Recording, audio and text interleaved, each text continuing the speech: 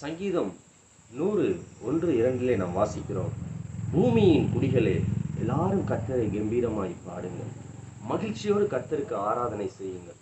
ஆனந்த சத்தத்தோடு அவர் சந்நிதி முன் வாருங்கள் என்று நாம் சங்கீதத்திலே நாம் வாசிக்கிறோம். பூமியின் குடிகளே, அப்ப எல்லா ஜனங்களையும் பார்த்து அவர் சொல்லுகிற ஒரு காரியம், எல்லாரும் கர்த்தரை நீங்கள் பாடுங்கள், துதியுங்கள், அவரை கீர்த்தனம் பண்ணுங்கள், அவருக்கு மகிழ்ச்சியோடு ஆராதனை செய்யுங்கள். இன்றைய நாள் பரிசுத்தமான ஒரு நாள், அது மன மகிழ்ச்சியின் நாள். கர்த்தரை போய் ஆலயத்திலே சென்று மகிமைப்படுத்துகிற ஒரு நாள்.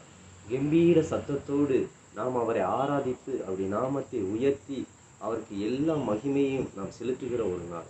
ஆனால் இந்த கொரோனா காலத்திற்கு பின்பதாக அநேகர் ஆலயத்துக்கு செல்வதே இல்லை, போய் தேவனை தேடுவதே கிடையாது. வீட்டிலே உட்கார்ந்து ஆன்லைன்லேயே எல்லா ஆராதனையும் பார்த்து கொண்டு, ஒரு சிலர் அந்த ஆராதனையும் கூட பார்ப்பதில்லை. எல்லாம் பின்வாங்கி போனவர்களாக இன்று காணப்படுகிறார்கள். எனக்கு அருமையானவர்களே, இதோ கர்த்தர் திருச்சபை எதற்காக கொடுத்தார் என்றால், அந்த திருச்சபையை தம்முடைய விலையேற பெற்ற இரத்தத்தினாலே அவர் சொந்தமாக அவர் தேர்ந்தெடுத்திருக்கிறார். விலை கிரயம் கொடுத்து அதை தேர்ந்தெடுத்திருக்கிறார். ஆகவே நாம் திருச்சபைக்கு நாம் போக வேண்டும். அங்கே சென்று நாம் கர்த்தரை மனதார நாம் மகிமைப்படுத்த வேண்டும். ஆகவே நீங்கள் ஆலயத்துக்கு போகுங்கள், மகிழ்ச்சியோடு கர்த்தருக்கு ஆராதனை செய்யுங்கள், ஆனந்த சத்தத்தோடு அவர் சந்நிதி முன் கூடி வாருங்கள். நாம் அல்ல, அவர்தான் நம்மளை உண்டாக்கினவர்.